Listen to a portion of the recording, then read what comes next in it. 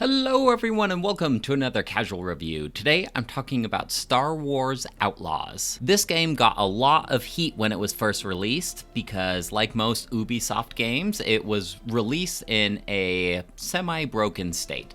Since then I've heard that it has been patched a lot, and so I'm excited to come at this game from a newer perspective. Chronologically, this one takes place between Star Wars Episode 5 and Episode 6, and the story revolves around our two main characters, an outlaw, kind of rogue character named Kay, and her animal sidekick called Nyx. Because in every Star Wars franchise, you always need a little animal or robot sidekick, which, I'm not complaining. I love Nyx, and I actually really like how they implement Nyx in this game, because Nyx has a lot more uses than just riding on your shoulder. The story begins when our main character, Kay, steals a ship from a really powerful man named Slero, and Slero puts a death mark on Kay. And so now the plan is for Kay to recruit a bunch of allies in order to perform a heist once again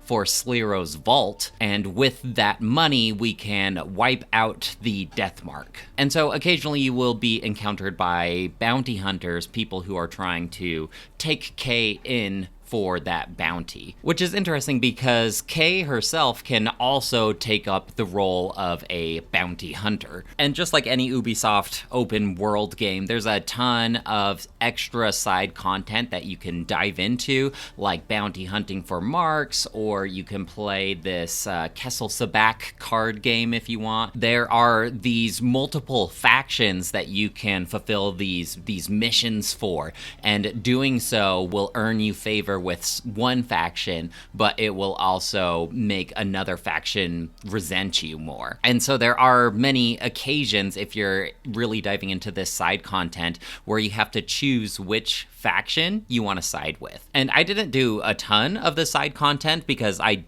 am usually more of a linear gamer, but it does seem like it's impossible for you to be in a favorable position with all of the factions, because it seems like no matter what, whoever you are helping out, you're going to end up pissing off a different faction. And it certainly has its benefits depending on who you're in favorable positions with, because if I'm in a favorable position with the Hutts, then I can roam around in Hutt territory without them attacking me, and this lends itself to me stealing valuable items. This also lets me buy and sell things with their vendor to get exclusive items or items at a discount. I found myself siding mostly with the Crimson Dawn just because I think conceptually they are very cool, and I liked the characters in Crimson Dawn a lot more than the other factions. I do think that this game sets itself apart from a more traditional Ubisoft game like your Assassin's Creeds and your Far Cry's. There's a lot of that DNA, but I do think that the Star Wars universe itself kind of lends itself to breaking away from the standard mold of these types of games. I mean, the fact that you're going to different planets allows for some more visual variation, but also because they decided not to go with the experience leveling route in this game,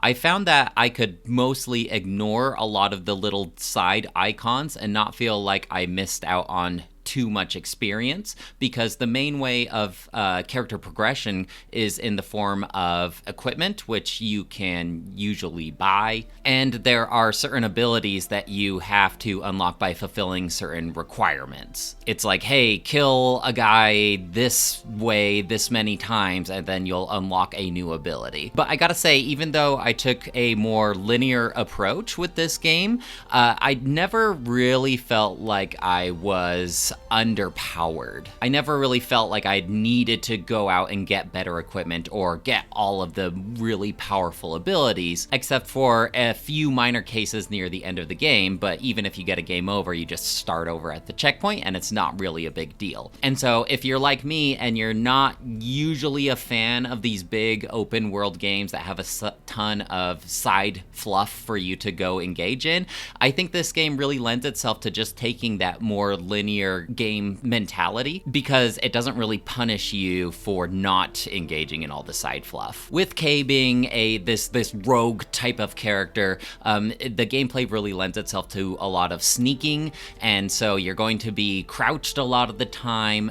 You're going to be sending Nyx off to engage with certain switches or distract enemies. You can kind of like pick locks by using this like more electronic lock, and they did it in an interesting way where you have to discern what the rhythm is of this lock, and then you have to press the trigger during that timing. Or you can also slice into computers to like disengage turrets or cameras or unlock doors, and it was an interesting like pattern selection with that computer. I never found myself getting too tired of the hacking and the lock picking because it was like quick and snappy, but it was like engaging as well. The thing that I did find myself getting tiresome with is the actual like stealth knockouts, because I didn't really unlock any really cool like stealth variations in terms of knocking the enemies out. You pretty much just like crouch and sneak up behind them, punch them in the head, which knocks them out, and then you move on. And so I guess I was just looking for some more versatility here in terms of like how I can take enemies out. I mean, it's a Star Wars universe, so I'm just brainstorming off the cuff here. Maybe we could implement like some gadgets that like snare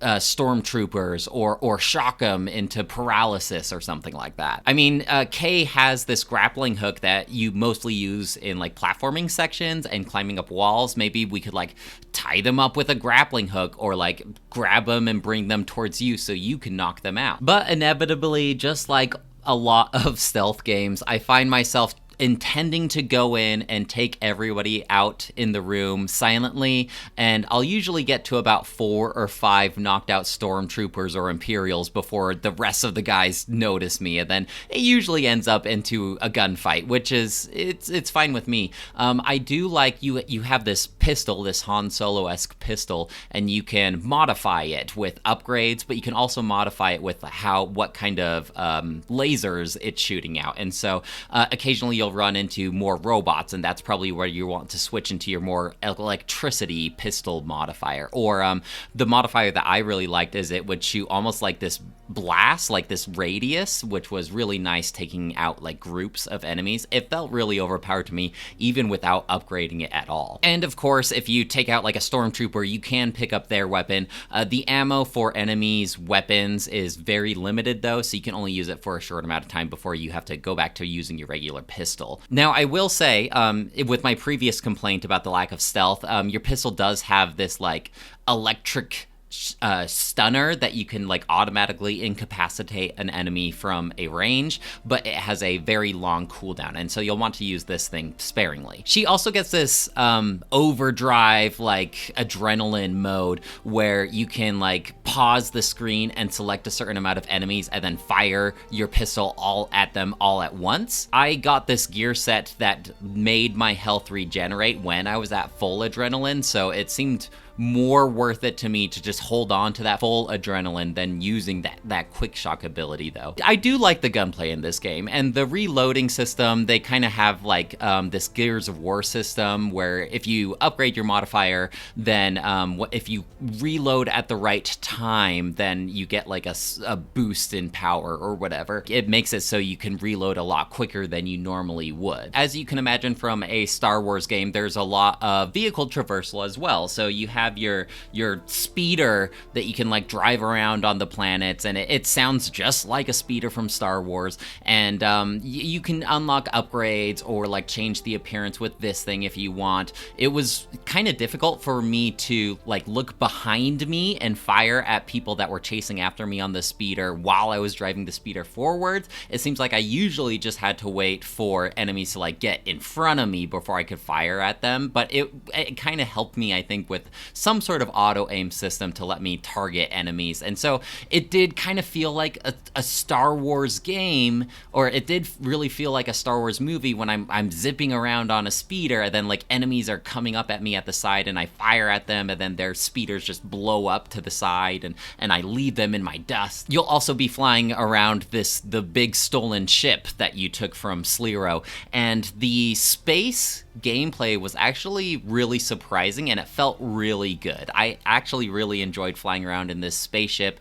because you have like full control of your spaceship. You can do these barrel rolls, you can shoot missiles. The laser system lock-on was interesting too, because like if you're locking onto an enemy TIE fighter and they're going really fast, then it kind of gives you this square that you want to try and target to kind of like compensate for that speed.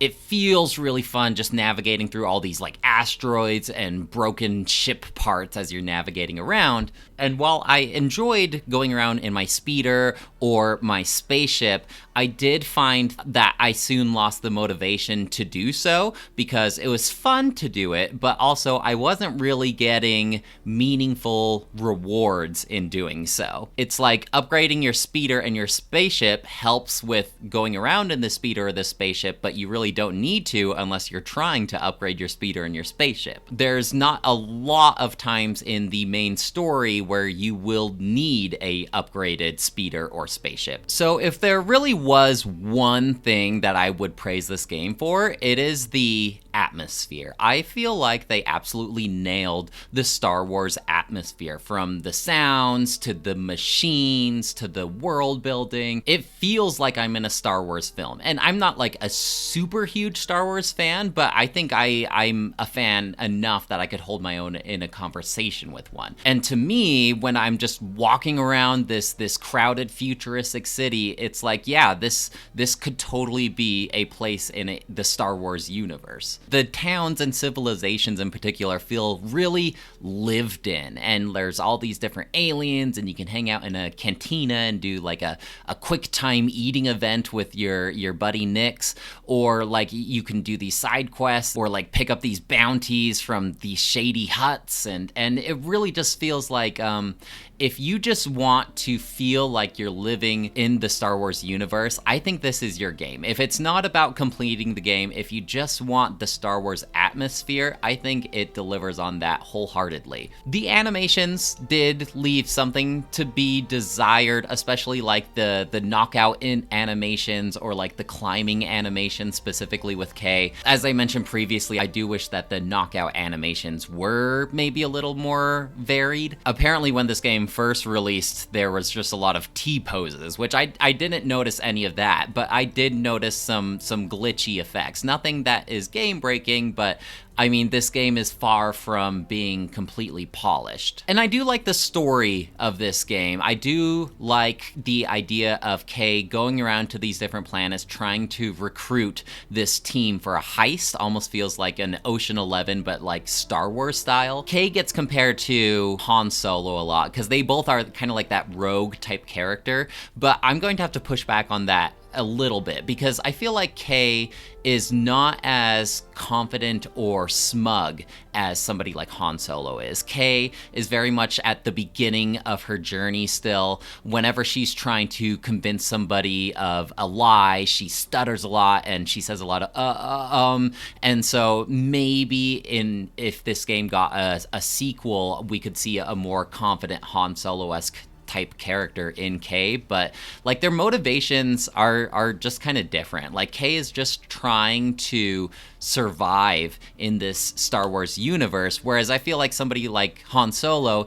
he's more trying to thrive in this Star Wars universe. And Nix obviously is like the star of the show. I mean, it was the same thing for Star Wars Jedi Fallen Order with BD1. Like, we all love our little Star Wars companions. I ended up putting about 20 hours into this game. Obviously, if you want to engage with all the fluff, you could get a lot more time out of this. But if you want to treat this as a linear 20-hour Star Wars game, you totally can do that. I can see the bones of a really special, awesome Star Wars game, but it didn't quite hit the mark for whatever reason.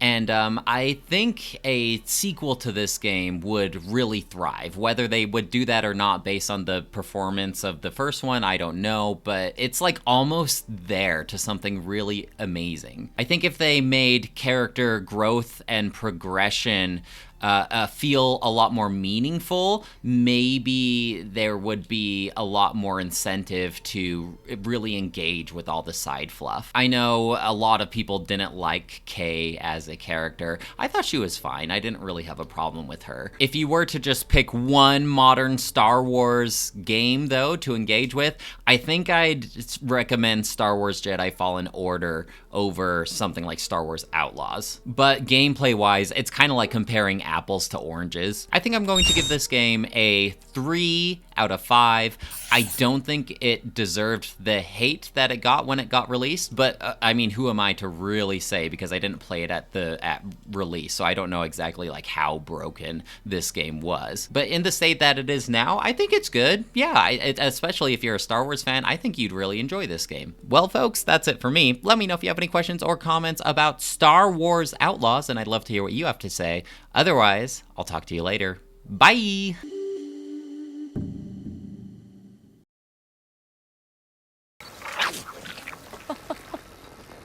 Hey, you missed one.